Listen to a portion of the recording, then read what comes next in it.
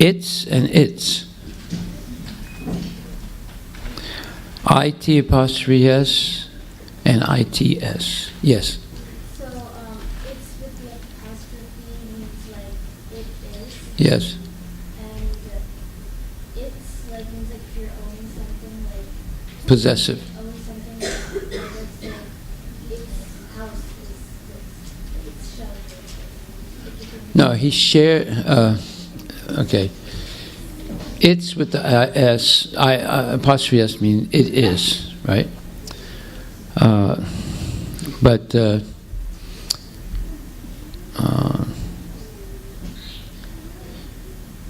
example of its is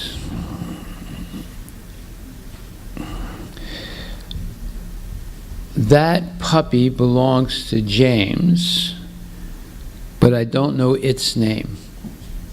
So it's like used to show ownership. Possession. Yeah. Its name. Yeah. It's used to represent like an animal and ownership of who the person, the owner who owns it. Yeah. Yeah. So it's without apostrophe S, just ITS, shows possession. Like you could say,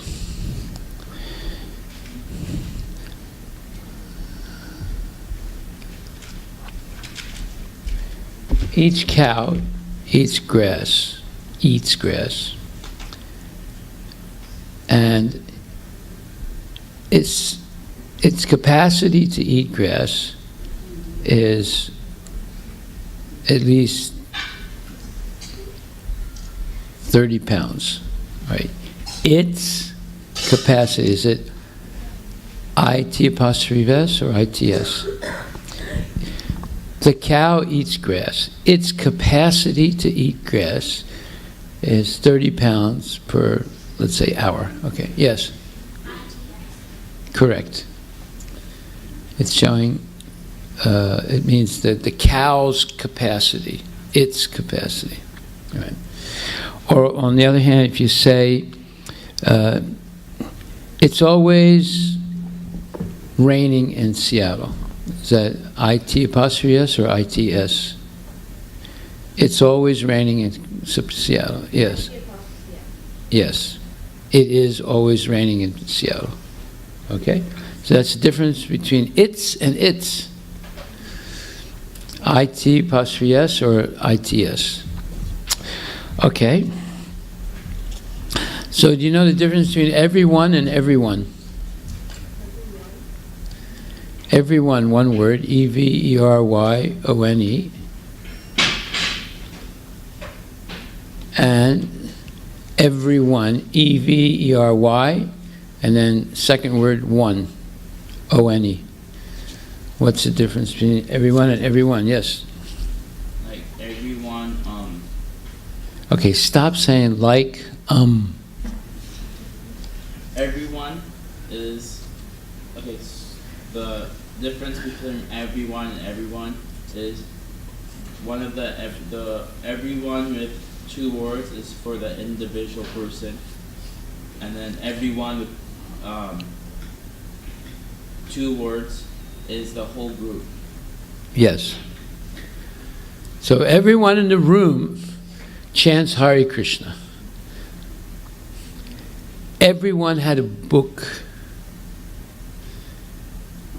Okay, that's meaning the whole group, right? Every one of you must chant Hare Krishna. So what's the difference between everyone in the room is chanting Hare Krishna and every one of you must chant Hare Krishna? What's the difference? Yes? It's like when you use the everyone with two words, it's like you're kind of demanding us to do it. Like you have to do it. Like you can't do it. Like you have to. No, but what's the difference between everyone in the room chants Hare Krishna and every one of you should chant Hare Krishna? Oh, because when you say everyone, is that everyone already did it, and when you say everyone with 2 words, it means that they will do it in the future. No.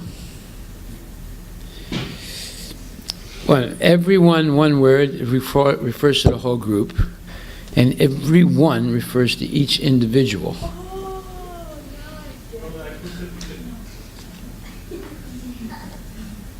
Yes, okay, very good. You got that? Now, these are going to be the new notes. You'll see them on the board, and you'll get a copy of them either emailed to you, or as soon as you leave, we'll print it out for you, okay? Now, what's the difference between elaborate and elaborate? They're both spelled the same. How do you spell elaborate or elaborate? Yes? Yeah. Yeah? ELABORATE.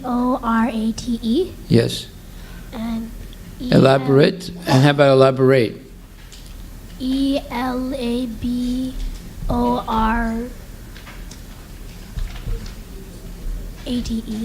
Yes. Now, what's the difference? One is elaborate, and the other is elaborate. Yes. Yes, go ahead. Yeah. I think elaborate is like when it's like fancy or like over like astounding, but then elaborate as in like, can you please explain more? Or like elaborate your sentence. Yeah. But can you explain which one's an adjective, which one's a verb? Elaborate is the verb because you're saying, can you please explain more? So you're saying doing something. But elaborate is like fancy, so it could be like that was a fancy house or an elaborate house. Right. So elaborate and elaborate. Both are spelled the same, pronounced differently, and they have different meanings and different usages. So elaborate is an adjective. She gave a very elaborate seminar on how to fall into Maya. Okay. And during the seminar, she elaborated on the subtleties of how Maya influences you. Right? So, elaborate means very fancy, very evolved, complicated in a sense, or very design-oriented, very elaborate, or very pretty design. And elaborate means to give more explanation, deeper understanding by giving more details. Okay? And so far we've gone over it's and its, everyone and everyone, and elaborate and elaborate. So did you find elaborate and elaborate?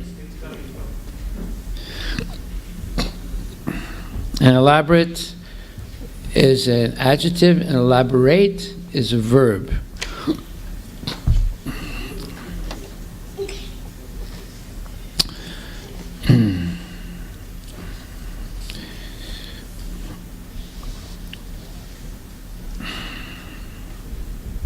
Okay, so now there are certain words that come from Greek that have different kind of singular and plural words. So we'll go over one. Phenomenon and phenomena. So, do you know what the word phenomenon means? For example,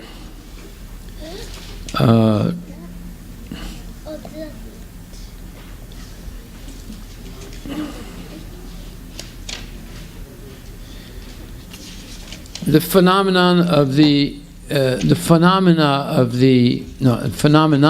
aurora borealis is very overwhelming. Okay, so what does phenomenon mean? Phenomenon is singular. Yes. Is it a Yes, exactly right. It's a fact or occurrence. It might be strange, it might not be strange. All right, but it's something that you see, right? So the singular is phenomenon, and the plural is phenomena. It's not phenomenons, because it keeps the Greek, it uses the Greek word for the plural also. It's a Greek word in any case, but yes. What does it mean again? Okay, phenomenon means a fact or an occurrence, something that happens. And here's the word right here, look. There it is. Or see up here. P-H-E-N-O-M-E-N-A, phenomena. Or phenomenon, I'm sorry. Phenomenon is the singular, and phenomena is the plural. It's something that you see, let's put it like that. A phenomenon is something that you see. It can be something impressive or extraordinary. It can also refer to an exceptional person.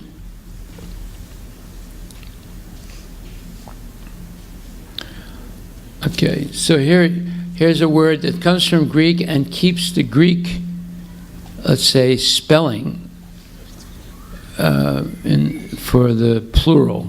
So you don't add an S to phenomenons. You say phenomena. There are a bunch of words like that that keep the Greek spelling for the plural. And we'll go over those later on. Okay, and then there's a little word. The phenomena is this plural form of phenomenon. Then there's an interesting word, V-I-A, via. Some people pronounce it via, but the correct pronunciation is via. And it's a preposition. Who knows what a preposition is? Yes?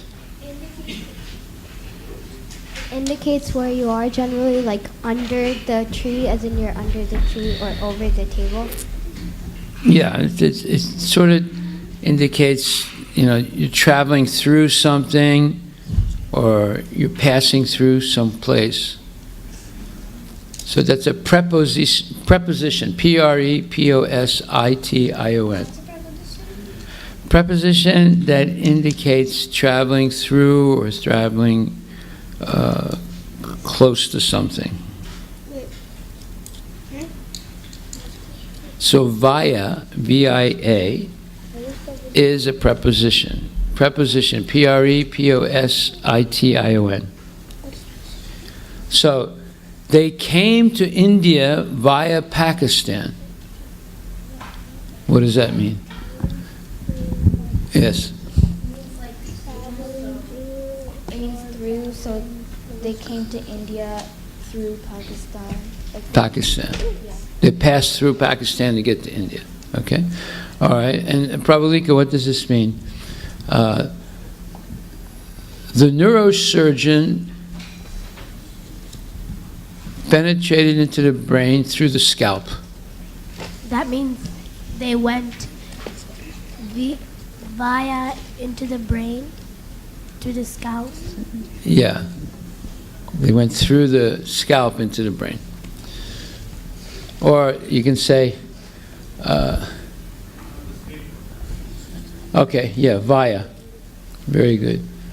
What does it say? By way of or by, yes. Very good. Okay.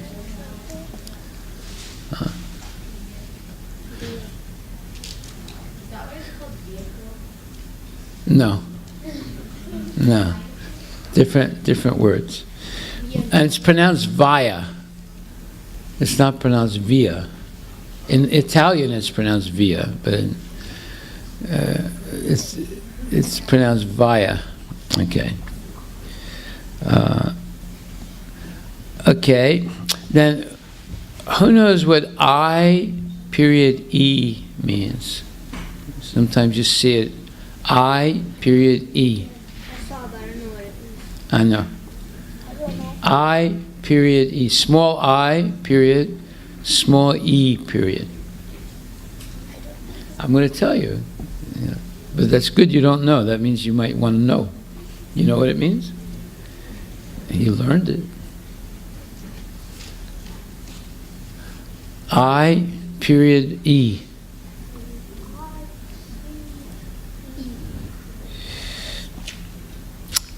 Well, it means, for example. So you'll see, it'll say, there are many types of flowers.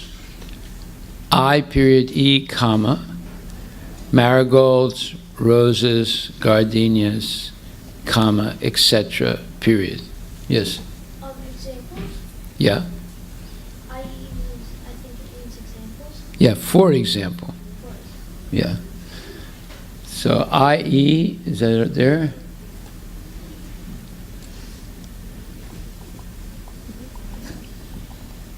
Yeah, it's an abbreviation for example. So you can say, there are many students who do nonsense in class, i.e. Krishna 1, Krishna 2, Krishna 3. So, you see, period. So, i.e. means, for example. Okay.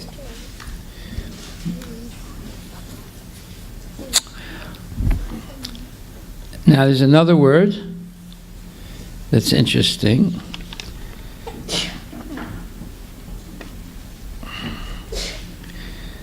So IE, okay, and there's also EX. EX, yeah. Yes. Also means example. EX. IE, EG. What's EG? Means the same thing as IE? Example given. Or one or more. Example given. Huh? Let me see it. One explains further and the other one... Oh, one or more examples. Okay. Yeah. Okay. And there's EX also.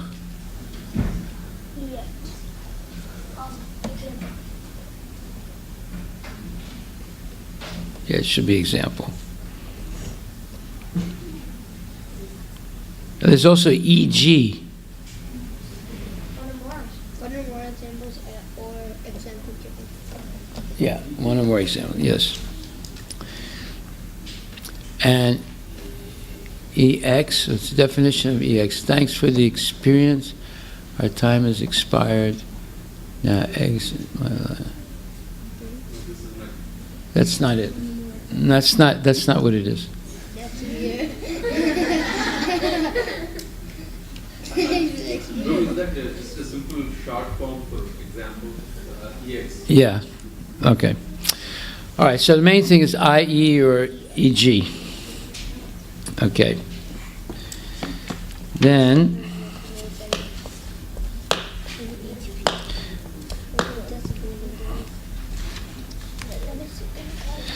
so what is the difference between a literal understanding and a figurative understanding? Yes. So when it's a literal understanding, it means that it's actually true and it's not fake and it's not false information. Yeah. It's actually true information that has been true and it has been happened or something. And It's factual. yeah, and understanding in it. Figurative understanding. Figurative understanding is like when use sarcasm or something and you think it that way, but you know there's like another meaning for it. Okay. Figurative, in other words, you're you could say there were 10 10 empty coats in the room. Now, the literal understanding is what of that sentence? There were 10 empty coats in the room. What does that mean, literally? There are 10 empty coats in the room. Like there's 10 coats. There's 10 coats in the room. But what could it mean figuratively? There's 10 people. There are 10 stupid people in the room. Empty coats, or unqualified people. Insignificant people? Huh? Insignificant. Insignificant. No, I mean, it generally would mean 10 unqualified people, right? So that would be a figurative understanding. And the literal understanding is 10 coats in the room. Yes. So sometimes politicians refer to other politicians as an empty coat. Yeah. Or like 4 wheels. Okay, so you can say, I'm going to buy a new car, or you can say, I'm going to get a new set of wheels. So, get a new set of wheels. It could, if literally, it means I'm going to buy 4 more tires, right? But figuratively, it could mean I'm buying a new car. So there's a literal meaning and a figurative meaning. You want to give an example? Anybody want to give an example of a literal and figurative meaning?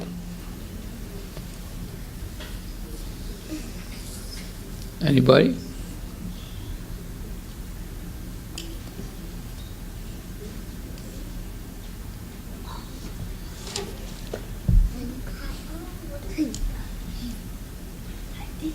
Yes.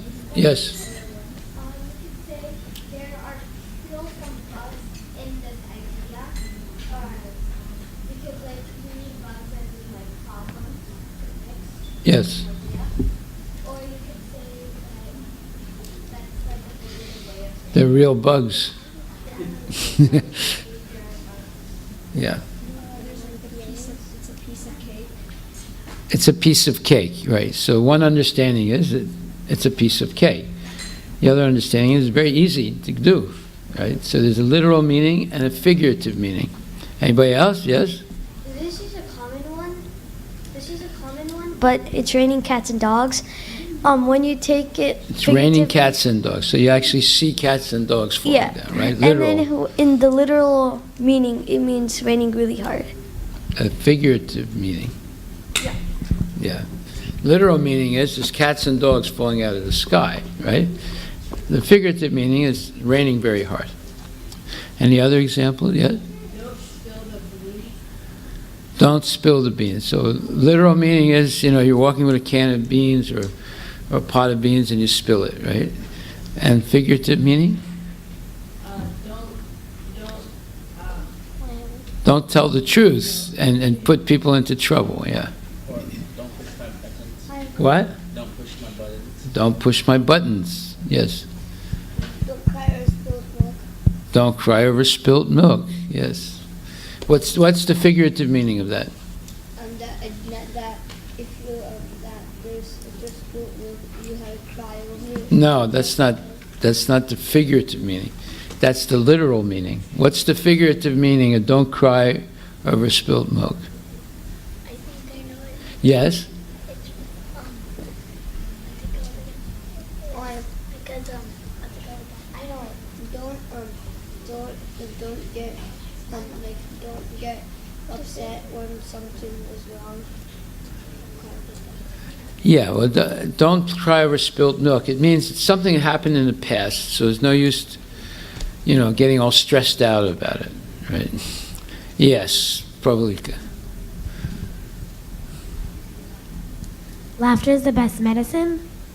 Laughter is the best medicine, yeah. That's another. What is the figurative meaning of that? That means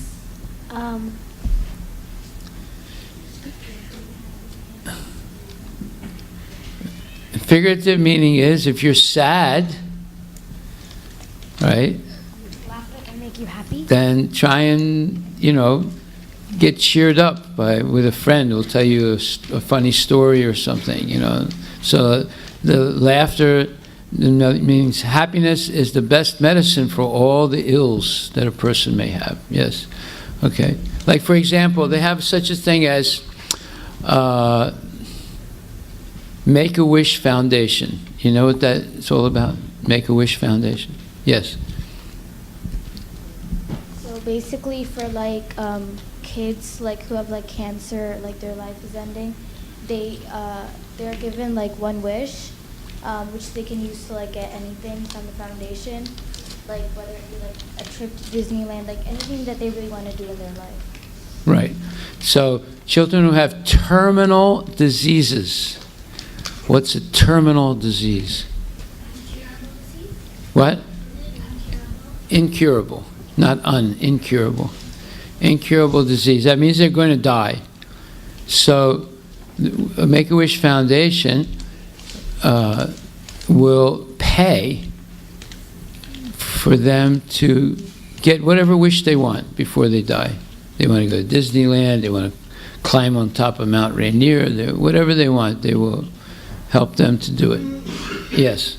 I actually have two things. So one is that you shake a leg.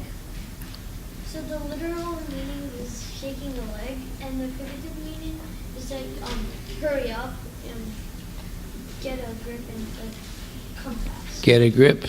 Yeah, okay. My second one is that she's a walking dictionary. Yeah. The literal means that she's a dictionary and she's walking, and figurative means that she knows a lot of words and she's really smart. Yes, yes. Yeah. Another one is break a leg. Break a leg? As in, like, generally you just say that, but like the literal meaning is that you break a leg, or like the figurative meaning is that good luck out on stage. Okay. Yes, go ahead. An eagle eye. Okay. The literal meaning is like having an eye of an eagle, but the Figurative. figurative meaning is having really good eyesight. Having what? Really good eyesight. Yeah. Okay, yes. I think this is like there's one called Kick the Bucket where like it means like literally it means like kicking a bucket, but like figuratively it means that like you're about to die, like when you die they say you kick the bucket. Wow. Doesn't sound nice, does it? Kick the bucket. Mhm. Okay, so you get the idea between literal and figurative meaning. Yes, what is it? Dig your graveyard. Digging your own grave. Digging your own grave. Yeah. Literal meaning is like digging your grave in the graveyard. Yeah, and the figurative meaning? Figurative meaning is like if you do this, you're gonna die. You're basically by doing this, you're Well, gonna. it's basically it's referring to people who are acting very recklessly or irresponsibly, or reprehensibly. So they're digging their own grave. In other words, because their behavior, they're going to bury themselves in some kind of disaster. Yeah. Okay. Yes. So pretty much all idioms have a Anytime they substitute a direct statement for some kind of a statement that alludes to it. So, like, for example, you can say, he bites the hand that feeds him. Well, you can understand, so you can see someone is feeding someone and they bite the hand. But figuratively, it means that you're trying to hurt the person who's trying to help you, right? Yes, Mayapur. A dog's nose. A dog's nose? Yeah. What does that mean, literally? It means A dog's nose. What does it mean figuratively? the dog. What's it called? The dog has a really good sense Smell? Yeah. Okay. A dog's nose. Yeah. All right, last one. Yes. So it's simile, not an idiom, but she is as fast as a cheetah. Literal means that she's like really fast, like she's a cheetah that's fast, and figurative means like she's really, really, really fast, because the cheetah's really fast. Wow, that's more of a simile than a. But yes, okay. Yes. A drop in an ocean. A drop in the ocean. Yeah. So what's the figurative understanding of that? Yeah. So you were going to say something? Go ahead. What? Fire? Oh, butterflies in your stomach. Yes. Have you ever seen butterflies in somebody's stomach? No. So what does it mean figuratively? You what? It means you're shy? Yeah, it means just shy. Okay. All right, next. So we discussed literal and figurative meanings. So now, we're going to talk about reading comprehension. Stop that, my friend. Reading comprehension. Okay, what does this say here? Somebody read this? Go ahead, Advait. Okay, Prabhalika, go ahead. Yeah. Term figurative language. Language that is used imaginatively rather than literally, which can significantly impact the tone, mood, and theme of a poem. Figurative language includes one or more figures of speech. Okay, and Advait, the second part. Figures of speech are literally. So say that again? Figures of speech are figures of speech are literary devices. Literally. Oh, go ahead. I'm sorry. Literary. Yeah. Literary devices that make unexpected comparisons or change the unusual meaning of words. Very good. The usual meaning. The Yeah. usual meaning Yeah. of words. Very good. Okay, now when you read, there's something called literal meaning, inferential meaning, and evaluative meaning. It says reading comprehension. There is a literal meaning, an inferential meaning, and an evaluative meaning. Okay, now look at this. Let's see what it says. Okay, who's going to read? One of the ladies? You read? Yeah.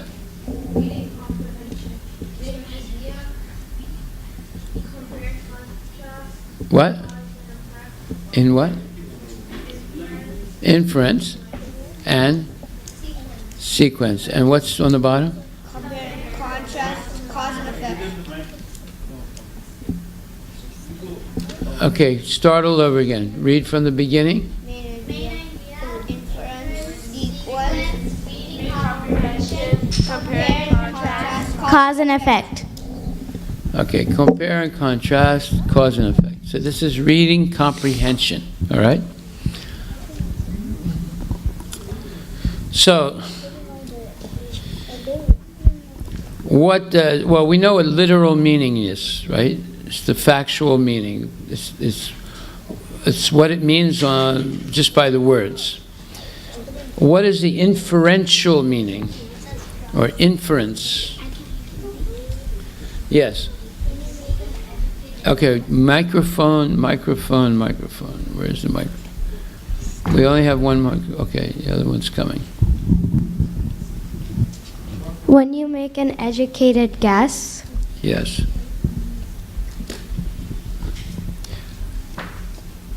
Inference, a little more specifically, means conclusions that we draw based on what we already know, or judgments that we make based on given information. It's called inference. Usually we refer to it as a guess, but it can be a guess based on whatever we know, or it can be a guess based on whatever we know and whatever information is given to us, right? So, when we try and understand through inference, we use sometimes our own personal experience in life and try and understand what we're reading through our own personal experience. Like, for example, if you read, it says, the young girl went to the dentist with a terrible toothache.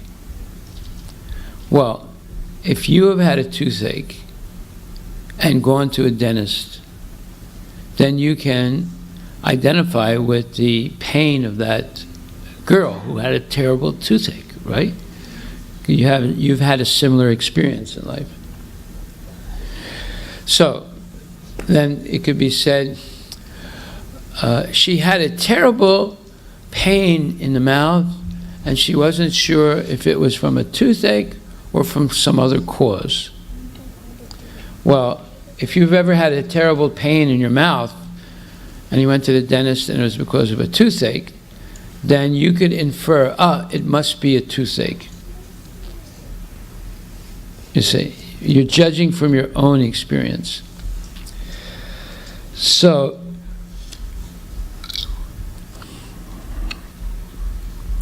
let's do an example. Like, for example, if someone says,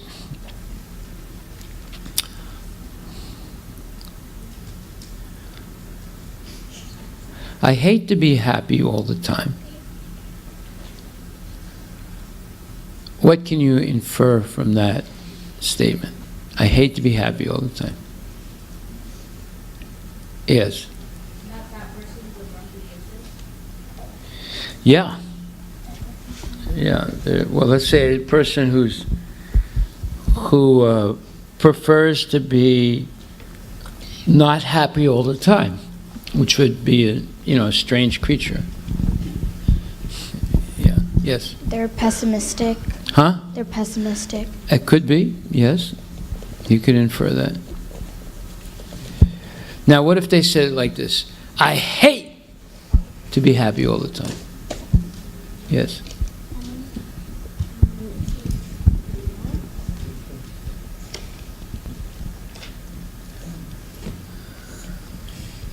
Okay, so we can compare that with, I hate to be happy all the time. Between that and I hate to be happy all the time. Yes. Go ahead. When you say I hate to be happy all the time, is that like you never want to ever be happy in your life? And when you say I hate to be happy in my life, it means that it's only one time when you're sad right that time, and you don't want to be happy because something happened. That's a good guess. Very good guess. See, now you're inferring based on the tone of the speaker, not simply only the words, but the tone of the speaker. The tone of the speaker adds a certain meaning to the way you understand. Okay? So then you can say, as far as we know now, there is a good chance that we'll succeed. So, what can you infer from that statement? As far as we know now, there's a good chance that we will succeed. Yes? That means they actually worked really hard, and they're saying that they will succeed because of their hard work. Yeah. But someone else could say, as far as we know now, notwithstanding the fact that our project is a total failure, there's still some chance that we will succeed. Okay. What can you infer from that statement? Yes? The person is very hopeful because he knows that they've kind of failed, but he's like, I still want this to succeed. like Well, hopeful? They say, you know, as far as we know now, notwithstanding the fact that our project is a total failure, we still hope that it can succeed. That means there's not much chance it's going to succeed. They're saying the project's a total failure, right? Can I add to her? Like, Yes. The person who said that might be an optimistic, that's a person who always looks on the good side. That's true. That's one thing you could correctly infer, that they're optimistic. They're an optimistic person. They always have hope, even though the situation looks hopeless. Okay. So you gather certain information from the way, the intonation of the speech. Now, if you just see it written, you don't get that clear idea of the intonation. But if you see it spoken, if you hear it spoken, then you get a better idea. So inferential meaning is, you can draw from different sources. One is the tone of the speaker. The other is what is actually being said factually. And there's still other things. Like, for example, if you, let's say you go to buy an airline ticket, and you say, how much is the ticket? And the person looks at you and they say, oh, it's $1,500. What would you infer from that? Yes? That they're what? Blind. Maybe, maybe not. Yeah, that's one thing you could infer. Yes, yes. You could infer that when they exist to you, you can infer that they're being mean to you. They're what? They're being mean to you. Not, maybe not. They're trying to communicate something to you. Not to buy the ticket. Yeah, they're trying to communicate. Don't buy the ticket, or it's too expensive, or yeah, yes. They might be trying to communicate, saying don't buy the ticket because I want to buy the ticket. Not really. No, this is the ticket seller. Oh. But if they go like this, they're trying to communicate. probably They can't saying it's a say bad it. deal. They can't say it, otherwise they get fired. But they're trying to tell you, don't buy it. They might think it's a bad deal. Yeah, yeah. I mean, if they say don't buy it, they'll get fired, right? So they're going like this to tell you in a silent way, don't buy it. You see, now, you can't hear that. You'd have to see it. They're communicating to you silently through some movement of the hands. Right? So in order to infer, you need to get as much information, infer correctly, you need to get as much information as possible, whether it's body language, whether it's tone of voice, or whether it's the choice of words. Like, for example, someone can say, well, we have very good flights, but really bad airplanes. So, what could you infer from that? Yeah, the flights, destinations are good. Maybe, the food on the flight is good. But the airplanes themselves might not be so good. So that means that, you have a chance of the airplane crashing. So they're trying to tell you, they start with something favorable. We have really good flights, but we have really bad airplanes. Okay. So you can infer based on your own experience and the information that's given in the statement. Okay. And now there's evaluative meaning. Evaluative meaning means after hearing all the facts, you weigh the pros and cons and you make a decision based on, how beneficial it is for you.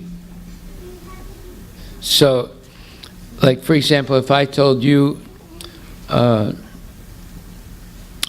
are 3 ways to go to New York. 1, you can hitchhike. 2, you can take the bus. 3, you can fly. according to statistics, the possibility of an accident by hitchhiking is 5%. The possibility of an accident by car is 6%. And the possibility of flying is 4%. Right? So, okay, you just got 3 statements here, right? So you have to judge which one is the best. That's evaluative. The airplane. Airplane? Because it has, why? It has the least, that's the least risk of accident. Yes, very good. You judge the airplane because it has the least percentage or possibility of an accident. So that's called evaluative reading. Yes. Is it like saying doing the smart choice? Like When you have multiple options and you want to put the right choice, you have to see, like, you have to gather all the details and you have to find which one is the best. Yes. And which one is not a risk to life. Yes, exactly. So, literal meaning, inferential meaning, evaluative meaning. 3 ways of understanding. Okay, what does this say? Definition. definition, reasonable, reflecting, thinking that is focuses on deciding what to believe or do, criteria. Evaluate, thinking not necessarily negative, does not lead to criticism, can lead to positive conclusion. It's right here.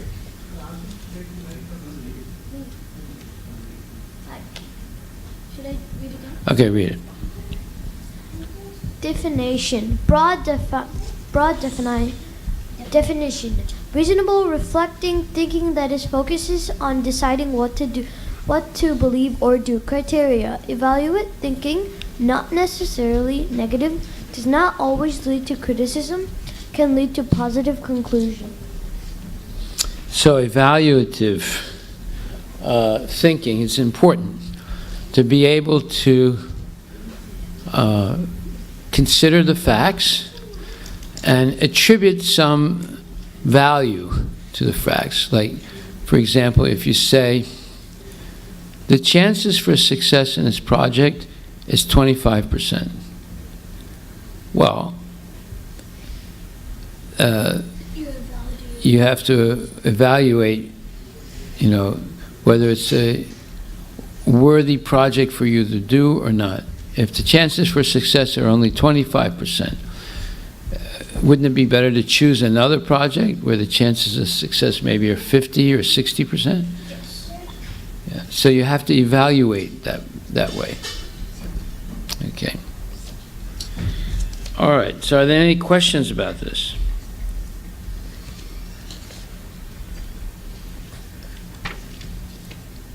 So far today we discussed its and its, everyone and everyone, elaborate and elaborate. We discussed phenomenon and phenomena. We discussed via, and we discussed I, E, and EG.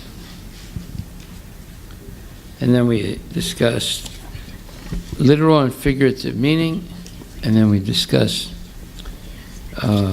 reading comprehensions in terms of literal meaning, inferential meaning, or inferential and evaluative, right? And that's all part of reading comprehension. Yes? I have a question. What did you say elaborate was? A verb or a... Elaborate is a verb. And And elaborate is an adjective. Thank you so much. Okay, so we'll stop right there now.